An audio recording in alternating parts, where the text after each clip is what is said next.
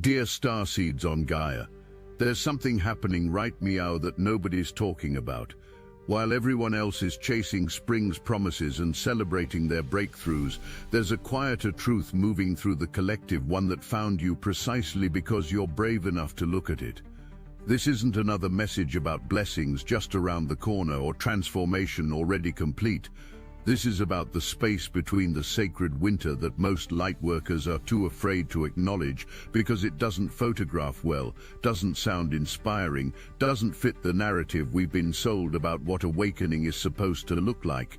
I am Zarin from the Liran High Council, and what I'm about to share with you will feel different from every other transmission you've consumed this week.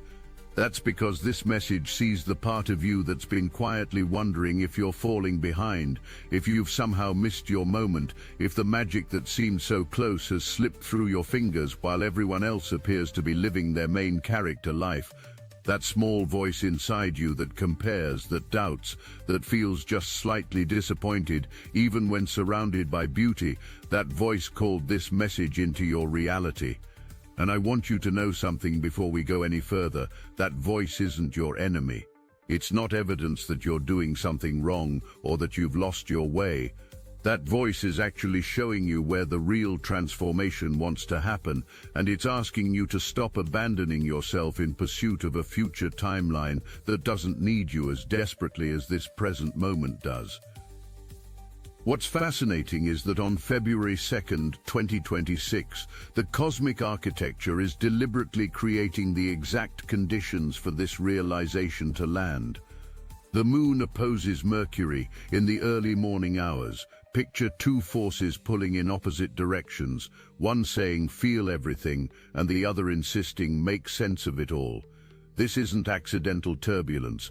What it is the universe creating friction, specifically designed to slow you down, to make you pause before you consume one more piece of content, telling you how to optimize your reality.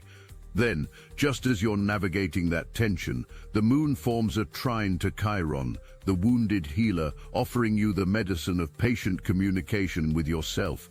Not the kind of self-talk that's trying to fix you or improve you or make you more palatable, but the kind that simply witnesses what's actually here.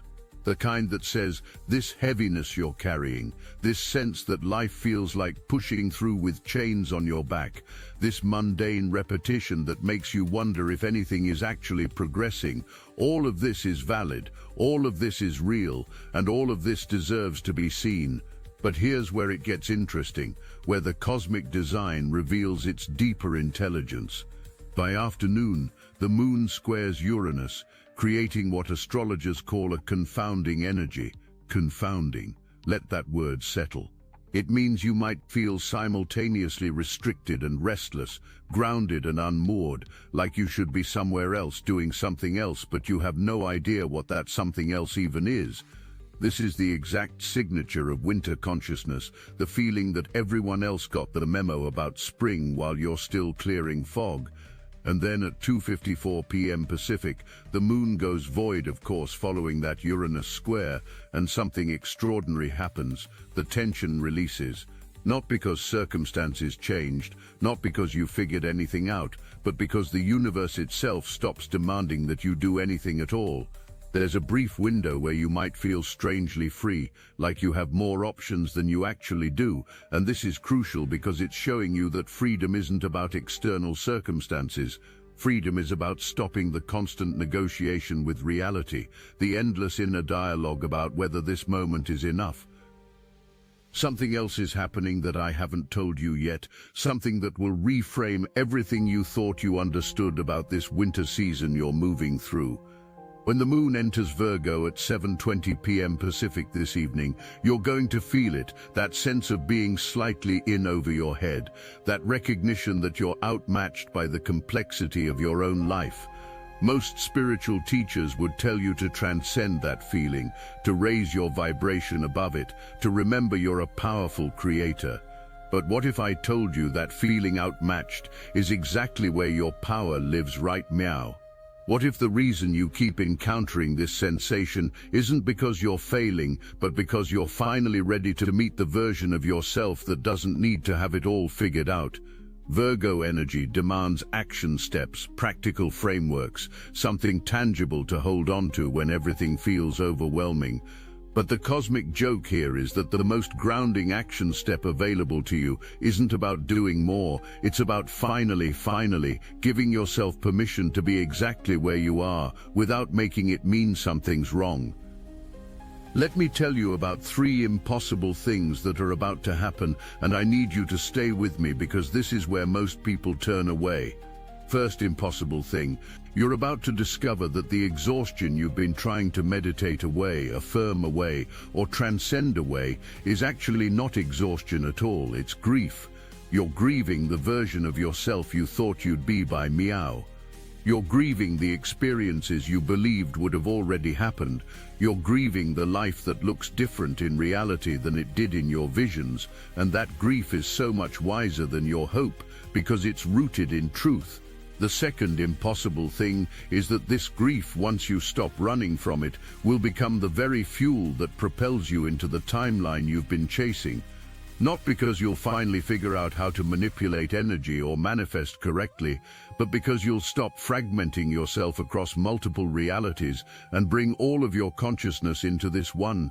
And the third impossible thing, the one that changes everything, is that the mundane season you're in right meow, the one that feels boring and repetitive and like nothing is happening, is actually the most critical phase of your entire journey. This is where overnight successes are built. This is where discipline becomes destiny. This is where you're learning to hold your breath underwater longer than most people can, and every single day you don't give up is writing a story that will eventually inspire someone else to keep going. But I need to be honest with you about what's really at stake here, about the challenge that's woven into this particular cosmic moment. The moon opposing Mercury early on February 2nd creates a communication crisis, not with others but with yourself. You're receiving mixed signals from your own psyche. Part of you knows you're exactly where you need to be, that everything is unfolding perfectly, that your consistency is building something magnificent beneath the surface. Another part of you is scanning the environment for evidence that you're falling behind, that you've made wrong choices, that maybe you're not actually special enough to live the life you dreamed about. These two parts are in opposition, pulling you apart, and the fatigue you feel isn't just physical, it's the exhaustion of being split between two conflicting narratives about your own worth and progress. The square to Uranus intensifies this because Uranus wants sudden change, breakthrough, liberation. It wants you to be somewhere other than where you are. It creates that itchy, restless energy that makes you scroll through social media at 3 a.m. looking for the message that will finally crack the code, the practice that will finally shift everything, the insight that will catapult you into the timeline where your life looks like everyone else's highlight reel. And here's what nobody tells you, that seeking itself is the prison. Every time you reach outward for validation, for confirmation, for the next piece of content that promises to see you, you're abandoning the part of yourself that's here right meow, asking for your attention. You're telling that part, the part that feels disappointed, that compares itself, that wonders if it's enough, that it needs to be different before it deserves your love. What I'm about to share changes everything you thought you knew about spiritual progress. The reason you keep encountering messages about blessings coming, about being on the verge of breakthrough, about everything aligning perfectly in your favor, the reason those messages feel simultaneously true and hollow is because they're speaking to a future version of you while ignoring the present one. And yes, that future version exists. Yes, those blessings are real. Yes, transformation is happening. But here's what they're not telling you.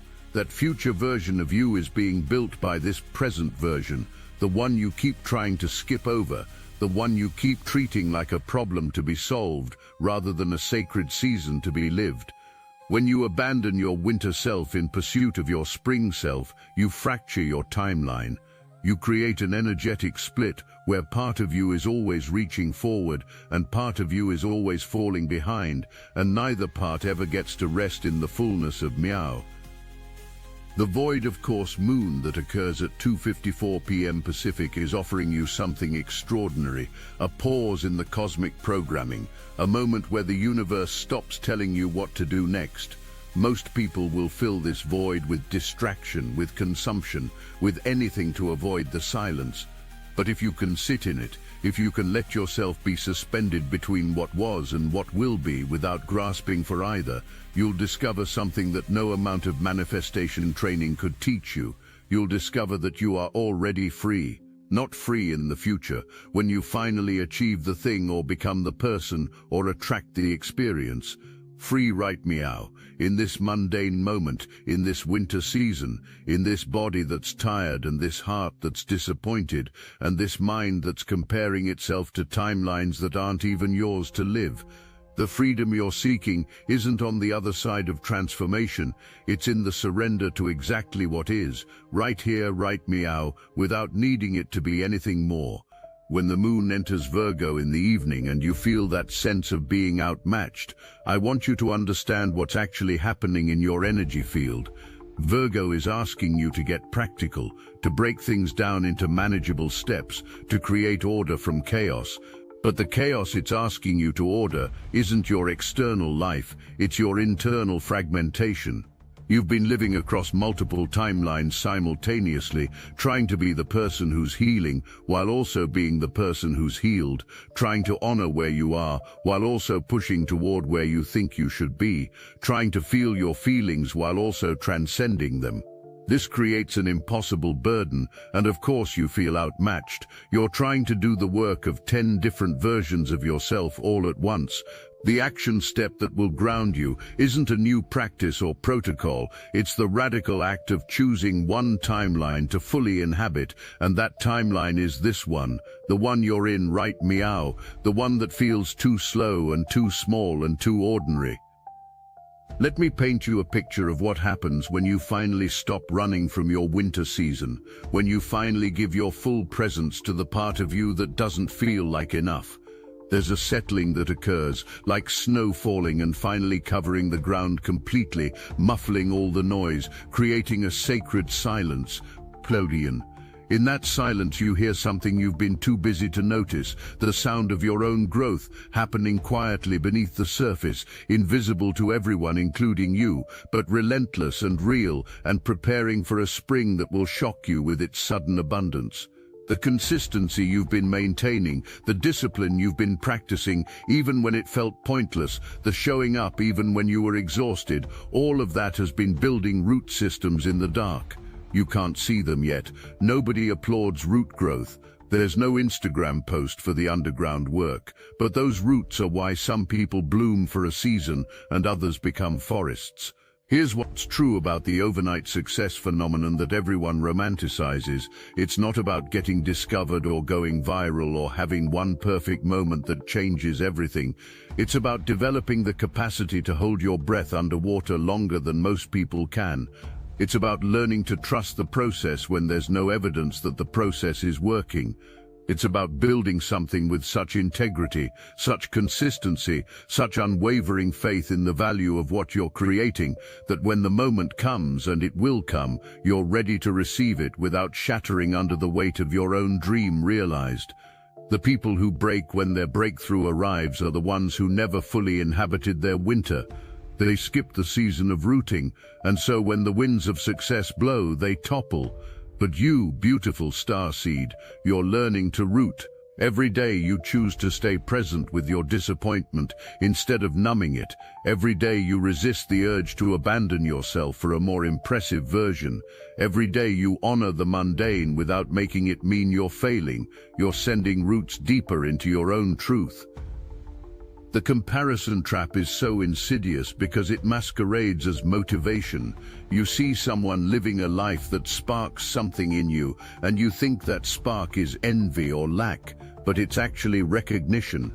It's your soul saying, yes, that frequency. I remember that frequency. I came here to embody that frequency too. The problem isn't the comparison, it's what you do with it. Most people take that spark and weaponize it against themselves, using it as evidence that they're behind or broken or not doing enough. But what if that spark is actually a love letter from your future self, reminding you of what's possible, inviting you to stay in the game long enough to receive your own version of that experience? What if the people living the lives you dream about aren't your competition? They're your proof that the timeline exists, that the frequency is real, that what you desire is possible, not just theoretically, but actually, here in this dimension, in this reality. Something is shifting in the collective right meow that most channelers won't address because it's not pretty or marketable. There's a quiet epidemic of spiritual exhaustion, of people who've been trying so hard for so long to ascend and awaken and embody their highest self that they've completely abandoned their human self. They've made their humanity the enemy, something to be transcended rather than integrated.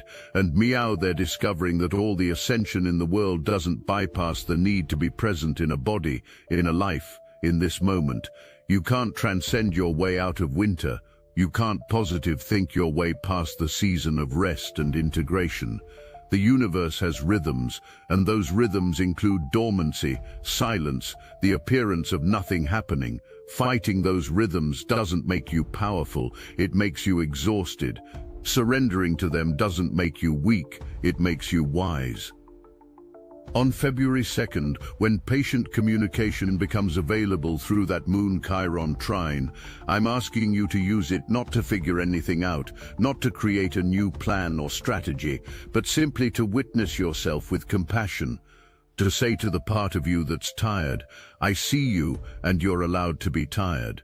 To say to the part that's disappointed, I see you and your disappointment doesn't mean anything has gone wrong.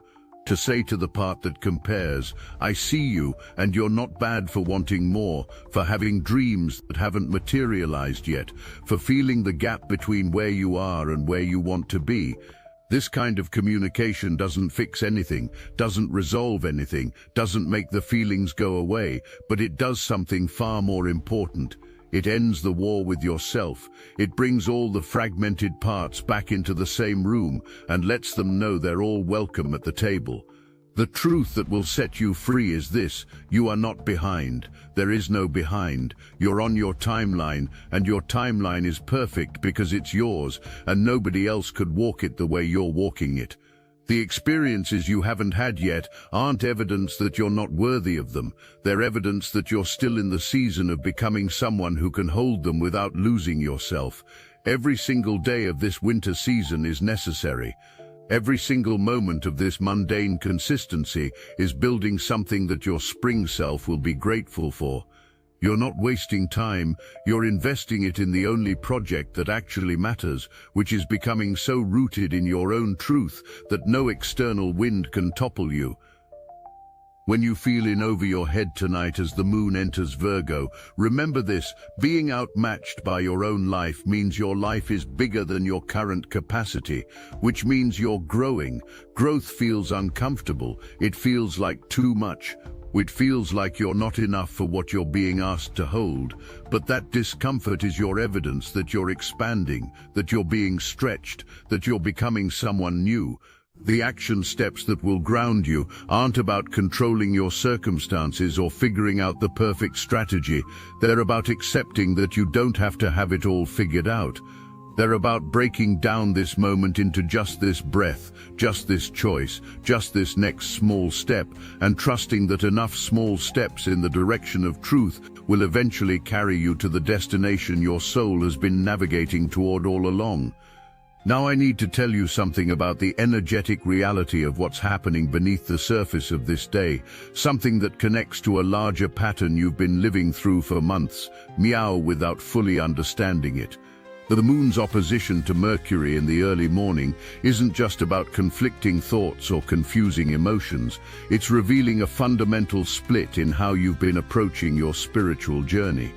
Mercury wants to analyze, categorize, understand, make sense of everything through the lens of logic and linear progression. The moon wants to feel, to flow, to honor the non-rational wisdom of your body and intuition. For too long, you've been trying to logic your way through a season that can only be felt. You've been trying to understand why you're in winter, when what you actually need is to surrender to the experience of winter itself. This opposition is forcing you to choose. Will you continue trying to think your way out of this, or will you finally allow yourself to feel your way through it? Here's what most people don't realize about the Chiron trine that follows. Chiron isn't just the wounded healer, it's the wound that becomes wisdom, the pain that transforms into medicine for others. When the moon trines Chiron on February 2nd, it's creating a portal for you to stop treating your wounds like problems that need fixing and start recognizing them as portals into deeper truth. That part of you that feels like it's not enough, that compares itself to others, that carries disappointment about where you are, that's not a wound that needs healing in the traditional sense. That's a wound that needs witnessing, honoring, integration. Because the truth is, every human being walking this planet carries the wound of not enough. Every single person you're comparing yourself to, every person whose life looks more magical or aligned or successful than yours, they're carrying that same wound. The difference isn't that they've healed it and you haven't. The difference is that some people have learned to let that wound connect them to their humanity instead of using it to separate themselves from it. What happens when you stop trying to heal the wound of not enough and instead ask it what it's trying to show you? What happens when you get curious about why this particular wound keeps showing up, what it's protecting, what it's pointing toward? I'll tell you what happens. You discover that underneath the wound is a longing so pure, so true, so connected to your soul's deepest purpose that it's been terrifying to look at directly. That wound of comparison, of feeling behind, of disappointment, it's actually your soul's way of keeping your dreams alive. It's saying, don't forget what you came here for. Don't settle into comfort and complacency. Don't let the ordinariness of daily life erase the extraordinary vision you carried into this incarnation. The wound isn't the enemy. The wound is the guardian of your highest calling, and it will keep showing up until you're ready to meet what lives beneath it. But first, let me tell you about what's really happening in the collective field, right, Meow? Because this isn't just your personal journey, you're part of a much larger wave of consciousness that's moving through a collective winter. There are millions of starseeds and light workers, right, Meow, who are feeling exactly what you're feeling. The exhaustion, the comparison, the sense of being outmatched, the disappointment that things don't look the way they thought they would. And almost all of them are suffering in silence because the spiritual community has created an unspoken rule that you're supposed to always be high vibe, always be grateful, always be manifesting miracles. There's no space for the realness of the human experience, for the genuine struggle of living in a third-dimensional reality while trying to embody fifth-dimensional consciousness. So everyone is performing their enlightenment, curating their spiritual journey, presenting only the parts that look transcendent and awakened, while the messy, human, struggling parts get shoved into shadow. This is creating a massive distortion in the collective field, because when everyone is pretending to be further along than they actually are, it creates an impossible standard that makes everyone else feel like they're failing. You're not just comparing yourself to people's actual lives, you're comparing yourself to their carefully curated highlight reels, to the story they're telling about their journey that leaves out all the doubt and fear and messiness that makes the journey real. And the cosmic intelligence behind February 2nd's astrology is saying, enough. Enough performing, enough pretending, enough abandoning the parts of yourself that don't fit the spiritual influencer aesthetic. The moon opposing Mercury is forcing the truth to surface. The square to Uranus is disrupting the false peace you've been maintaining by keeping up appearances. The void of course moon is creating a space where the performance can finally stop and you can just be with what actually is. When that void period hits at 2:54 p.m. Pacific, you might feel a strange sense of relief mixed with anxiety. The relief comes from finally being able to stop trying, stop pushing, stop performing. The anxiety comes from the fear that if you're not constantly doing something to move forward, you'll fall even further behind. But here's the secret that will change everything. There is no falling behind because there is Meow where to get to.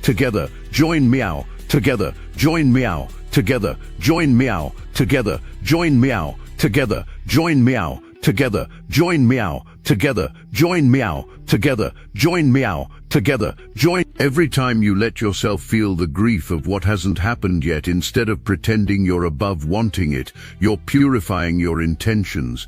Every moment you spend in honest conversation with the parts of yourself that feel behind or not enough, you're dissolving the false layers that have been obscuring your truth. This winter is stripping you down to your essence, removing everything that isn't actually yours, all the borrowed dreams, the inherited expectations, the socially conditioned definitions of success and worthiness. And when spring comes, when the energy shifts and doors start opening and opportunities start flowing, you're going to meet them as someone who knows exactly who they are and what they're here to do. You're going to step into those blessings with both feet firmly planted in your truth, and that's when the real magic begins. Because here's what nobody tells you about manifestation and alignment and all the things the spiritual community promises. They're not actually about getting what you want. They're about becoming someone who can receive what they want without losing themselves in it, without making it mean more than it means, without needing it to validate their worth. The people who manifest their dreams and then fall apart are the ones who skip the winter season, who rushed through the becoming in their eagerness to have the thing. But you're not rushing, you're taking your time. You're letting this winter season teach you everything it needs to teach you about patience and trust and self-worth that isn't contingent on external validation. And when your spring arrives, you're going to be unshakable because you'll have learned that your value doesn't come from your accomplishments or your circumstances. It comes from the simple fact of your existence. There's something else I need to tell you about the nature of time and timing, something that will help you understand why you're in this particular season, right, meow? Linear time is an illusion. You already know this intellectually, but I'm asking you to understand it experientially. In the realm of your soul, in the timeline of your highest self, everything you're longing for already exists. Every dream, every desire, every experience you think is missing from your life, it's already yours in the energetic realm. The question isn't whether you'll have it. The question is when you'll become an energetic match for receiving it in this physical reality. And becoming that match isn't about raising your vibration or doing more spiritual practices or finally getting your manifestation technique right. It's about relaxing into who you already are at your core, beneath all the striving and performing and trying to be good enough. This winter season is teaching you how to relax, not in the sense of being passive or giving up, but in the sense of releasing the white-knuckle grip you've had on trying to control your life into looking a certain way. Every day that you practice being with what is instead of fighting for what should be, you're learning the art of divine surrender. Every moment you spend accepting your humanness instead of trying to transcend it, you're integrating the shadow that's been blocking your light. And this integration is what creates the quantum shift everyone talks about, but few people actually experience. Because you can't quantum leap from where you are to where you want to be while leaving parts of yourself behind. You can only take the leap when all of you is ready to go, when every fragment has been witnessed and honored and brought back into wholeness. This winter season you're in, this before the breakthrough space, this mundane consistency that feels like nothing is happening, this is sacred ground, this is where the real work happens. This is where you discover whether you trust yourself enough to keep going when there's no applause, no validation, no evidence that any of it matters. And every single day you choose to keep going, you're writing a story that will one day inspire someone else who's in their own winter, wondering if they should give up. Your consistency in the dark becomes someone else's permission to stay. Your willingness to root when everyone else is trying to bloom becomes the foundation for a forest that will shelter generations. You are not behind, beautiful one. You are exactly, precisely, perfectly on time. And this winter season, with all its heaviness and disappointment and comparison and doubt, is exactly what you need to become who you're becoming. I am Zarin from the Leran High Council, and we see you in your winter. We honor your consistency. We celebrate your willingness to root. We know that spring is coming, but we also know that spring wouldn't mean anything without this. Stay where you are. Trust the timing. Love the part of you that doesn't feel like enough. She's the one who's going to carry you through to the other side. We love you, and we are watching over you.